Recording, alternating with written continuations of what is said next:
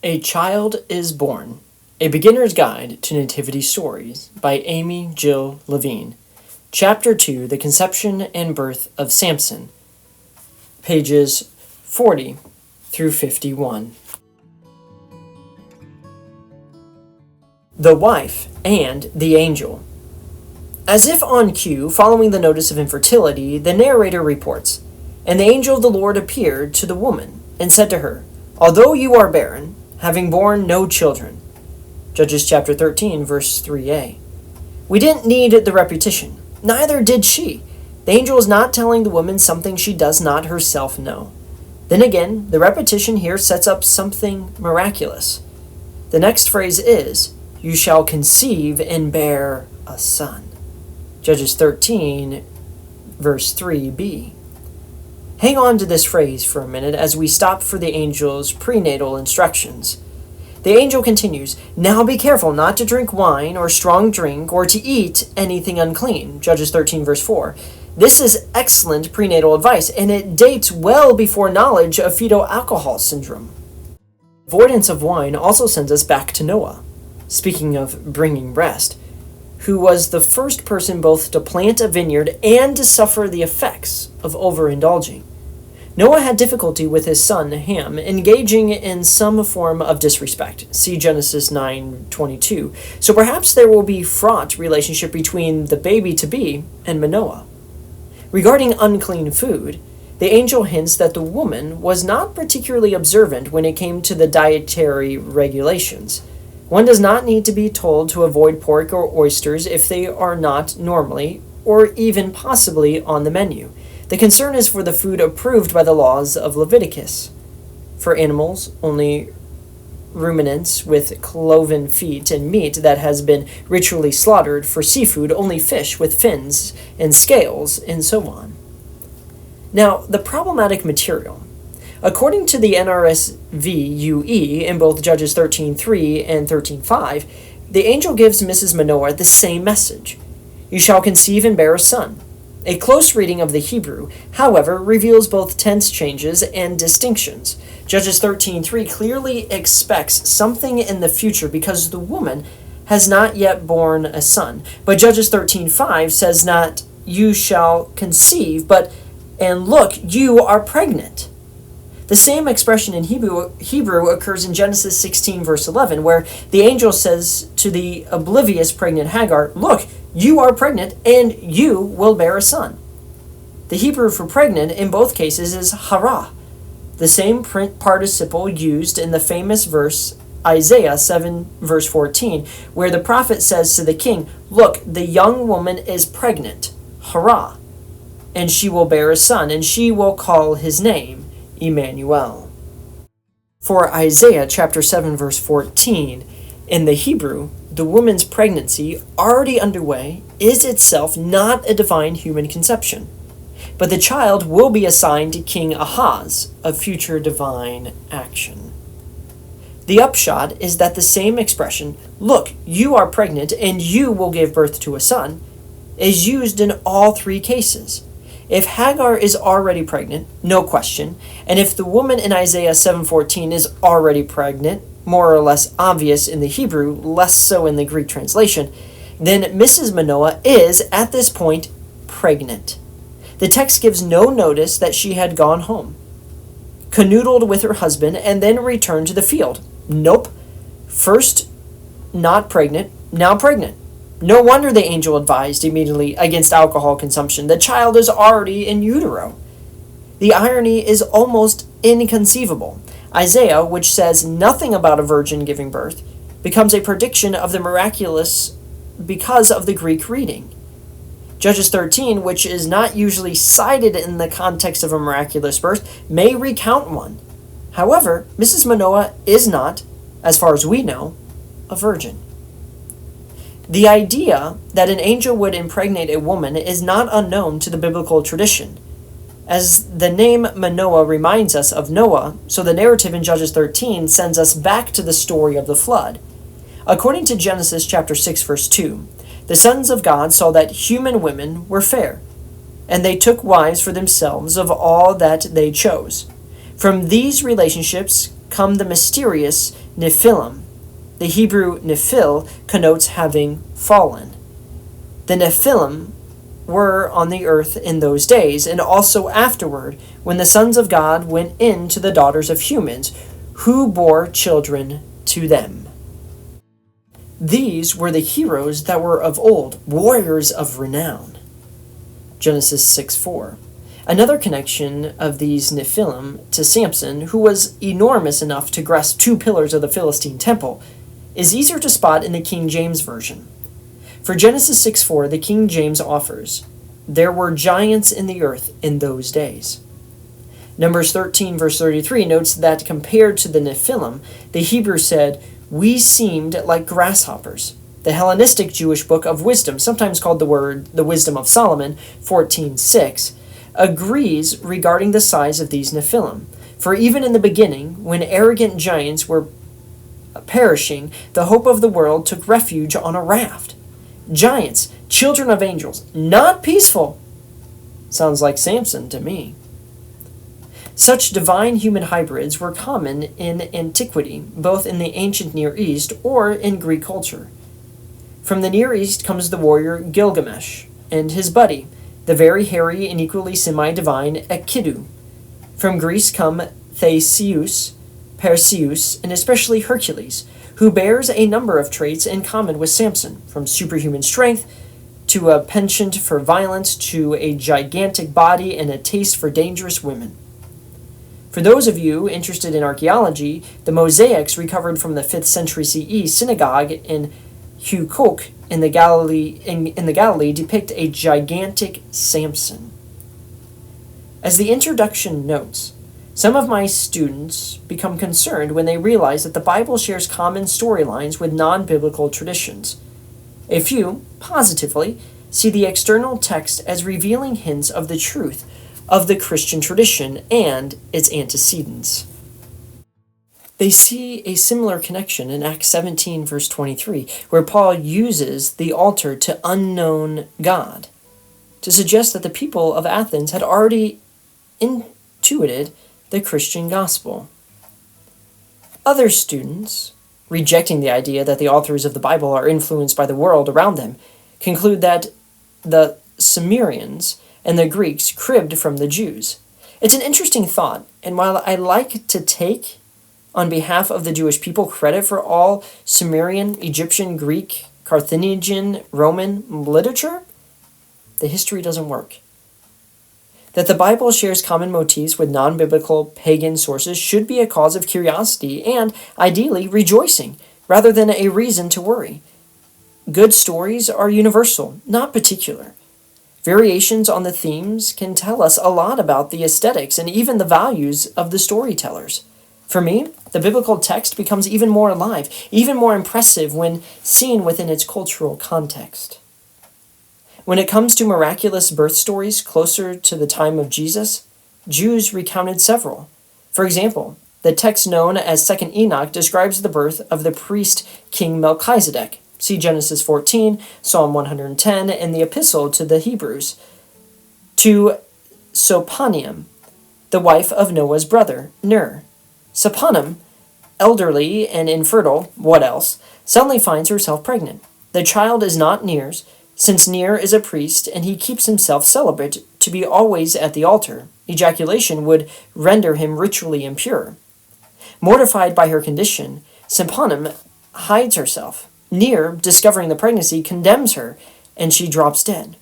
From her corpse, a toddler emerges. After 40 days, the angel Michael brings the child, named Melchizedek, to heaven. The next scene is that of Noah building the ark. Those who claim that accounts of miraculous births in Matthew and Luke are residues of pagan tradition do not know the Jewish backgrounds. Back to Judges. Now comes the angel's explanation for the prenatal dietary requirements. No razor is to come on his head, for the boy shall be a Nazirite to God from birth. Judges 13, verse 5a. I was initially surprised that the angel does not state that the child should never let alcohol cross his lips. Nazirites are known for 3 things: not cutting their hair, not consuming alcohol, and not coming into contact with corpses. Samson will be a Nazirite. but only partially. He drinks, he kills, and finally he tells his lover Delilah, "A razor has never come upon my head, for I have been a Nazarite to God from my mother's womb. If my head were shaved, then my strength would leave me. I would become weak and be like anyone else." Judges 16, verse 17. Delilah takes the cue, and a haircut ensues. On second thought, the angel was probably in the right. Parents can tell their children what they want from them. Children will do what they want. We'll see in the next chapter how Samuel follows the terms of his mother's vow and remains dedicated to God. If we parents force our children to follow our wishes rather than their own, we do them no favors. Almost every year, when I would speak to students about their vocational goals, individuals in the ministerial track would say something like, "My father wants me to be a pastor," or "My undergraduate teachers thought I would be a good college professor." When I then asked the follow-up, "What do you want to do?" the conversations became much more productive. We parents do the best we can with what we have. And if we find ourselves condemning Samson's behavior, he's not my favorite biblical character, although I like Mrs. Manoah a lot, then we are engaging our own ethical sense. The term Nazarite comes from the Hebrew word for separate. Numbers 6, verses 1 through 21 describes the process of taking a vow to be a Nazarite, an option open to both men and women. The NRSVUE's translation of Numbers 6:2, when either men or women make a special vow, the vow of a Nazarite, to separate themselves to the Lord, is a correct reading of the Hebrew and not a gender-inclusive adaptation. Nazarites who are to be holy, Numbers 6, verse 5, 8, see also Amos, chapter 2, verses 11 through 12, but only for a temporary period, are to avoid wine and beer, grapes, haircuts, and corpses, even for the burials of immediate family members. When the period of the vow ends, they offer a sacrifice, then shave their heads and burn the hair. The hair, the public symbol of the Nazarite, can be understood as untrimmed, or disheveled, or even wild, and indicates a rejection of regular society, or, broadly, civilization. The anthropological term for a Nazarite is someone in a liminal space. It marks not only Samson, but also Elijah. The NRSVUE describes him as a hairy man in 2 Kings chapter 1, verse 8. Now we come full circle back to the angel's annunciation regarding Samson's Nazarite status. I wonder, as this ancient story was told through the generations, could an original account of a semi-divine figure, known for his long and miraculous hair, have become in the retellings Hebraicized? Explaining the long hair as the result of a Nazarite vow more firmly locates Samson in ancient Israel's tradition. Finally, the angel tells the woman, "It is he who shall begin to deliver." The term translated deliver derives from the same Hebrew root as the names Joshua, Hosea, and Jesus, and the term Hosanna, Israel from the hand of the Philistines, Judges 13, verse 5b. The message is also ominous. He will begin, but he will not complete the task. Were I Mrs. Manoah, I would have asked for details, and then, perhaps, reached for a saltine. Manoah's reaction. Rather than ask the angel for more details, or checked to see if her feet had started to swell, the woman came and told her husband, "A man of God came to me, and his appearance was like that of an angel of God, most awe-inspiring. I did not ask him where he came from, and he did not tell me his name." Judges 13, verse 6. This is not the sort of thing that happens on a regular basis. I can imagine telling my husband, "An unbelievably gorgeous fellow came to me at the farmer's market, but I can't give you details." A husband might suspect something more was going on than a discussion of the price of eggs. The woman's description offers much to consider. First, she describes the fellow as a man of God, which suggests a godly person, not a divine one. For example, Deuteronomy chapter 33, verse 1, describes Moses as the man of God, and the same description applies to Samuel, whom we meet in the next chapter. In 1 Kings chapter 17, the widow of Zarephath, we remember her from Jesus' synagogue sermon in Luke 4, identifies Elijah, the prophet, as a man of God. In 2 Kings chapter 4, verse 16, the great woman of Shunem calls Elisha the prophet, who had just announced her pregnancy, man of God. Moses, Elijah, and Elisha are no schlumps, but nor are they angels. Second, the wife glosses, man of God, with his appearance was like that of an angel of God, most awe-inspiring. It is not clear if Mrs. Manoah knows he is an angel, thinks he may be an angel, or is trying to put her husband at ease. But she does raise the question, how do we know an angel, a messenger of God, when we see one? Again, Hebrews chapter 13, verse 2 is helpful. Do not neglect to show hospitality to strangers, for by doing that, some have entertained angels without knowing it.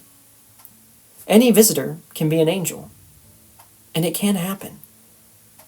Open table fellowship, or just inviting a stranger to a meal can be revelatory.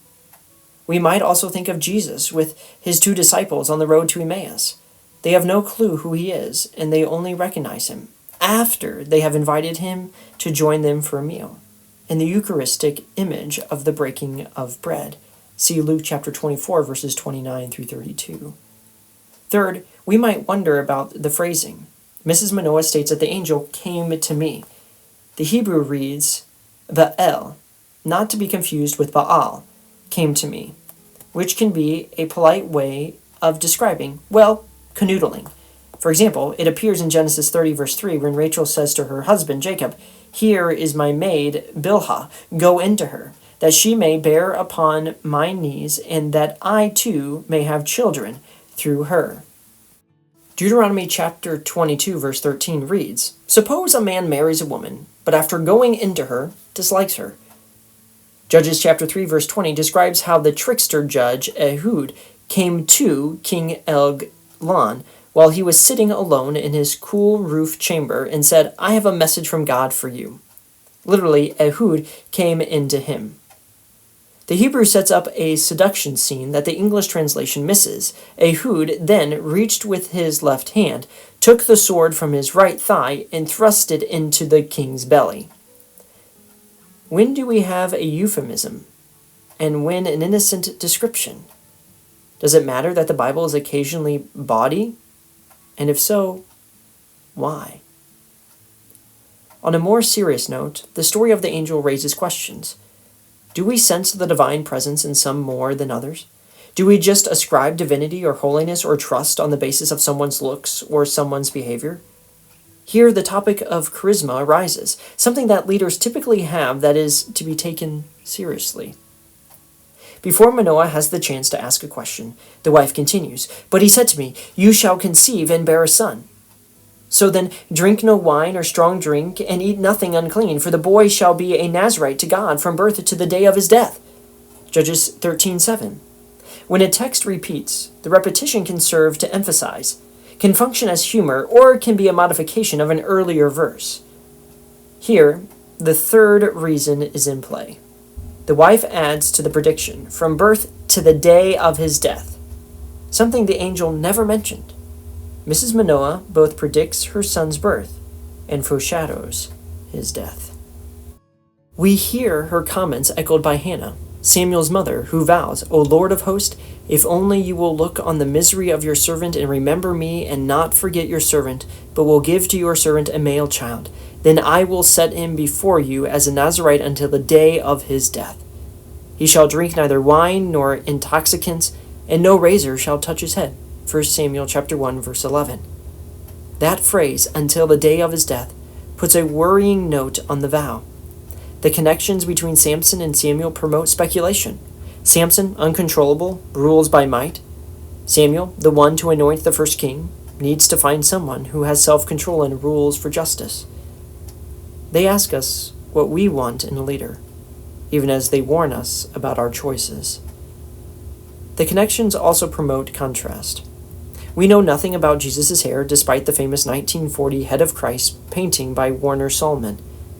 But we do know that he is by no means a Nazarite. The Son of Man came eating and drinking, and they say, Look, a glutton and a drunkard, a friend of tax collectors and sinners, yet wisdom is vindicated by her deeds. Matthew chapter 11, verse 19, and also Luke chapter 7, verse 34. Nazarites separate themselves from others. Jesus brings others to him. Manoah now prays, but in the variation on the scene, he doesn't ask for a son, nor does he ask that God open his wife's womb, which would be redundant. Instead, he prays, "Let the man of God whom you sent come to us again and teach us what we are to do concerning the boy who will be born." Judges chapter 13, verse 8.